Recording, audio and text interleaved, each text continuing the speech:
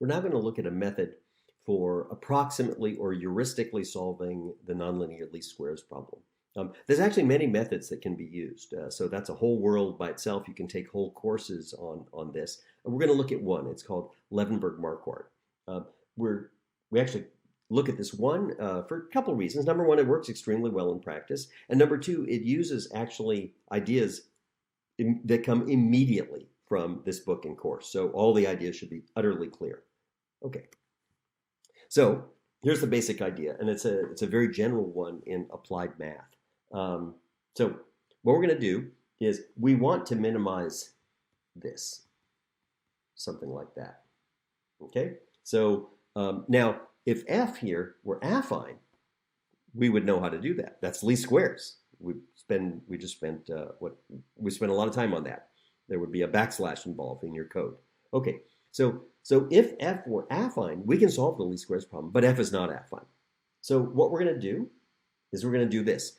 We are going to form an affine approximation of f near the current point. I should say this is an iterative method, right? So we're going to iterate. We're going to take a point, then maybe get a better point and keep going until we're not making progress. Okay, so we're going to form an affine approximation. Now, how do you form an affine approximation of a function? Well, that's what differential calculus is. Literally, that is what it is. I mean, it's a way to, in an organized way, to go ahead to get an affine approximation of a function that's really accurate near a given point. Okay, and that's the first order Taylor approximation or affine approximation. So we're going to write f hat of x at z. So the semicolon means that the second argument is special. It's not special. It just means it's at. And it's read f hat at z or f hat near z. That's another thing you would hear people say. Okay, and that's equal to f of z, the value at that point, plus, and then this is the deviation, the vector deviation from z multiplied by the derivative matrix. That's the Jacobian or the matrix of partial derivatives. So that's it. Makes perfect sense. It's the first order Taylor expansion. That's it. Okay. Now, the idea behind this is that f hat of x is extremely close to f of x, provided x is near z. When x is not near z, all bets are off. Okay? And in fact, that's kind of the definition of the derivative in a sense, right? Okay. So just bear that in mind that f hat, I'll put it another way, which is going to come up momentarily. F hat of, you shouldn't trust f hat of x semicolon z if x is too far from z. Okay, you shouldn't trust it because the approximation may not be good. Okay, so that's kind of that's the idea there. It makes perfect sense, and that's actually the technical term we'll see later that's used is trust. Do I trust my approximation? If x is close to z, we definitely trust it. Now, one minor problem is that calculus is vague on that. And what calculus says is when x is near z, and when you ask the crucial question, how near, they're like, I don't know, like near enough. And they use the concept of a limit. They say that, yes, it becomes extremely accurate in the limit of x going to z. To be honest, in a practical setting, that doesn't help us in the slightest, but whatever. We'll get around that as well. Okay. Now we're going to come to the idea, and the idea is, you don't know how to minimize norm squared of f of x. In fact, that's your problem. So what we'll do is we're going to replace f with an approximation, f hat, which is affine, and we do know how to minimize the norm squared of an affine function. That's called linear least squares in this context, but outside this context, you just call it least squares. Okay. Oh, and by the way, that subproblem we can solve exactly. That's completely non-heuristic, right? I didn't have to say it earlier in the course. We were talking about QR factorization and blah, blah, blah. We're actually finding the exact solution. None of those were heuristic algorithms. We found the exact solution. Okay, so this is the idea. Is you will form you can't solve the problem that you need to solve, so you approximate the problem essentially by linearizing the function, and then minimizing that or something like that. And then we're going to iterate. That's the idea. Now, there's another objective in this, which I haven't said. I mean, although it's kind of implicit here, and it's this, that you would like this thing to be small, but you also want x to be near z, and that's a question of trust. right? So like if x deviates too far from z, then the approximation may not be good. Okay, so here's the Levenberg Marquardt algorithm. It combines these ideas. It's just ideas from the course. Here it is. It has iterates x1, x2, x3. So this superscript describes the iterates, right? It's an iterative algorithm in the sense that it produces a sequence of these. Okay. Now, iteration k, here's what we do. We first form the affine approximation of f at the current point, right? So the current point is sort of like our best guess now. If the iteration k is now, it's our best guess now of what the solution is, or an approximation of the solution, or something like that. So we have f hat. We form this approximation. That's f hat. And now what we're going to do is this, and it makes perfect sense. We are going to minimize the norm squared of the approximation. Okay, but we're going to add a secondary objective, and the secondary objective is super interesting. It says, please make this small, while at the same time, please don't be too far from my current xk. Now, the idea there is very simple, that the closer you are to xk, the more we trust this approximation. Trust the approximation simply means that f hat is close to f, right? It doesn't do you any good to minimize f hat if f hat and f are completely wildly different. It doesn't make any difference. It doesn't make any sense at all. So that's the idea. So lambda actually is sometimes referred to lambda k, because it's going to vary with step size. That's something that tells you how far, when you trade off the two objectives, right? You want to minimize the norm squared of the affine approximation, number one. But number two, you don't want to go too far from where xk is. Right, not because you don't think the solution is far away. It could be far away, but that's a question of trust. Okay, and lambda k essentially gives you your level of distrust in the following sense, that if lambda is super big, then when you solve this, you're going to get a point that's very near xk. And that means that you don't trust the model very much at all. Or you trust it, but only if you're very close to xk. When lambda gets really small, that means you really trust your model. That's what it means. And you're going to find that x is going to be very far from xk. Okay, so this is the idea. That's the whole thing. This is the Levenberg Marquardt algorithm. Oh, I haven't told you how to update this lambda yet, but we'll get to that. Okay, so xk plus 1 is a solution of a least squares problem, and in fact, if you like to say it, it's a bi-criterion or bi-objective least squares problem. We have a primary objective, and we have a secondary one, and we can solve that. That's just analytically, and you get the solution is this thing, is this, and you'll actually recognize this part as the general solution to a bi-criterion or bi-objective least squares problem that we saw when we studied that chapter. Okay, so a couple of things to mention about it. The solution always exists. In other words, the inverse always exists, so you can always solve the set of equations. This thing is invertible, so that's nice. It doesn't matter df or anything like that. It's just invertible, period. In fact, it's invertible if df is 0. It's just fine. The other interesting thing is you have xk plus 1 is xk, and there's a name for that. That says that xk is a stationary point of our algorithm. So stationary point means what it sounds like. It means that if you apply your algorithm to that point, you do a bunch of computation, and then there's a drum roll, and you get back the same point you had before. That's called a stationary point. Because if you do it again, it's going to stay there. It's going to always just stay. If you think of the algorithm iteration as being some kind of a nonlinear dynamical system, then what this says is it's an equilibrium point or stationary point of that dynamical system. Okay, and to check that, we would just say, what would happen if this whole thing over here were 0, right? Because that's what it would mean if xk plus 1 is xk. Well, this is an invertible matrix, so I can get rid of that, and it says that that's 0, and I say, oh, df transpose x is 0. Hey, except for the factor of 2, which obviously doesn't matter. That's exactly the condition, the stationarity condition for the problem. So that says that that if a point is stationary in Levenberg Marquardt, then it says that the optimality condition holds. And now recall that that does not mean that xk is necessarily the solution, right?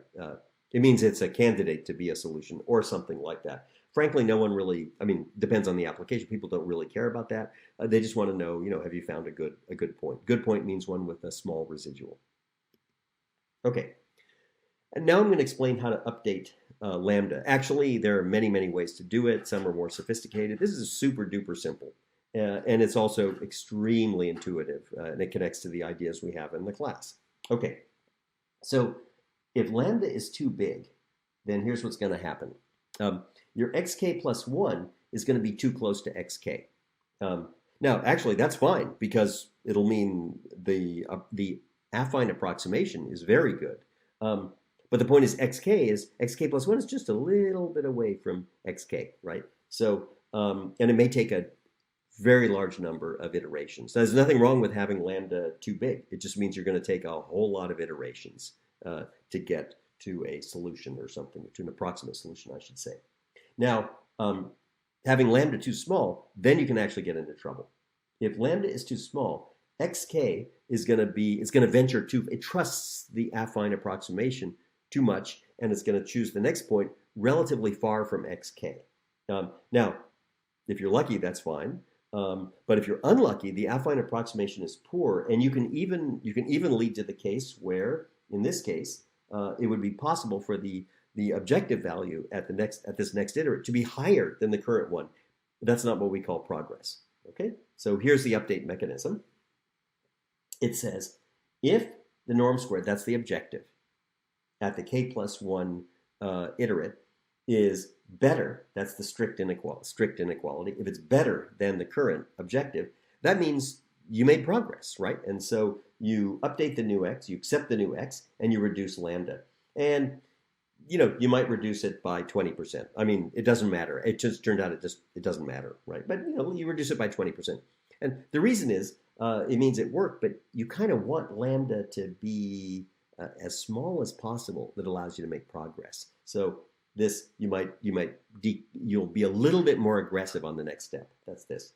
Now, if this is false, it means that you found your next tentative point. First of all, it's not progress because the objective value went up, not down. And so that's something you definitely don't want. So what you do is you don't update x. You just keep it the same value. And what you do is you double lambda. And that means that you are, by the way, double, you could multiply by 1.5, 3, whatever you like.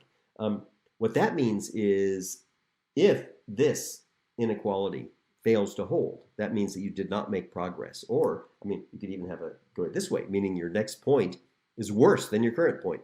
If that's the case, it means that you were too trusting of your affine model. And that means you need to update lambda. You need to increase lambda specifically, because that'll cause, when you solve that least squares problem, it'll cause you to be closer to xk, where we hope the affine model will be more accurate. So when we do that, we'll double lambda. That's it. And we keep the same x. So that's what this looks like. Okay. Okay, so this is, and now that's the whole algorithm. That's it. You have to give it an initial point. You have to give it an initial value of lambda. But other than that, we've told you everything about the thing. And initial value of lambda, often people just take it to be 1, something like that. So let's look at an example. It's going to be a range estimation problem. Okay, so here it is. The minimum, the one that minimizes the norm squared of f of x. And remember, that's the sum of the squares of the residuals to the ranges, right? The blue things, by the way, show you where the beacons are, which is kind of interesting. So basically, it says you're somewhere, and you get a noisy measurement of the distance or range to each of those blue dots. Those are, beacons, or what, doesn't matter. This could also be turned around, and these could be individual radar installations, which are giving you range to a target, and now they're coordinating to try to figure out where is the target. That language suggests not socially positive applications of this, but unfortunately, this is used sometimes for non-socially positive applications. Okay, so the contour lines show you the set of points where where f of x norm squared takes a particular value. Red is actually the minimizer. And then you could see, you know, all the points in here, you know, are close to minimum and so on. Anyway, that's it. And here's a graph of it if you want to see what that looks like as a function of x. Now, what we're looking for is that point right there. That's this one. That's the one that minimizes this thing. That's going to be kind of our best estimate of the position of x. Now, what you'll look at and see is there's all sorts of weird bumps and stuff in here, and and we'll actually see momentarily. There are some so-called local minima.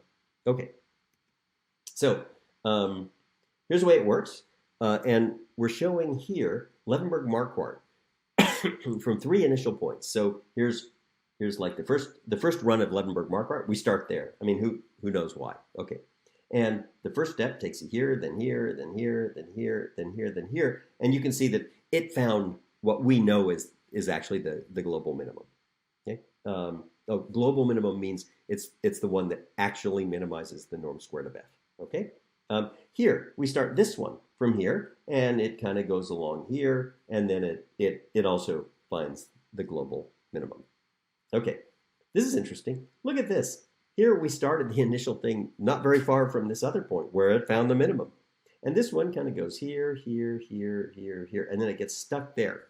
I mean, it finds an okay point, but it is not the actual global minimum of the problem. So in that case, you would say in this case, Levenberg Marquardt actually solved the nonlinear least squares problem, actually solved it starting from this point or this point, but not from that point. So that's kind of the picture. Now, of course, in many dimensions, because we don't really you don't need Levenberg Marquardt if it's a function of 2 variables, right? Because you just make a grid and plot it and use your eyeball. And you make a plot like that, and you find out where's the smallest point. So the point, you know, what you really use this for, of course, is for cases with 10 variables, 20, 2,000 variables, 20,000 variables. This is where you'd really do it, where it goes without saying you cannot possibly visualize anything. Okay. So here, if you look at how the norm squared of the objective of what f of xk looks like. And you can see that in these cases it converges to a number it's not 0 because of the noises, but it's pretty small. And you can see that in these 2 cases, the brown trace and the blue trace, we actually made it to the global minimum. This red trace, we would say, this red run of Levenberg Marquardt actually got stuck, and it got stuck in a pretty bad so-called local minimum or stationary point. It found one that has a norm squared of about 2, more than 2, whereas this thing is really very small. I don't know how small it is, 0.1 or something like that. And then what this will show you is actually a trajectory of this trust parameter, lambda k. Actually, you should call it the distrust parameter, because the larger lambda k, it means the less that you trust your model. And so I think they all started at 0.1, and you can see, like in the first case, you can actually work out what happened, right? Like, so every time it went down, it meant that your last iteration was better than your current one. Every time it goes up by a factor of 2, it means that you were too aggressive and went to a point that was too, where it actually, you double the lambda, right? So every time you do this, this goes up. If that's 0.1, I don't know what that is, 0.13, this is probably 0.26, right? Well, it's double, right? And you can see how this works. So this is still all of these parts here. It means that you met that criterion, which is that you actually improved the objective. So I should say that over here, over here we're not showing those values. We show them this way. We don't show the tentative values. What we do is let's find one here between 4 and 5. That's here. So what we simply do is it's the same xk. It's x4 is x5, and that simply means that we computed an x5 or a tentative x5.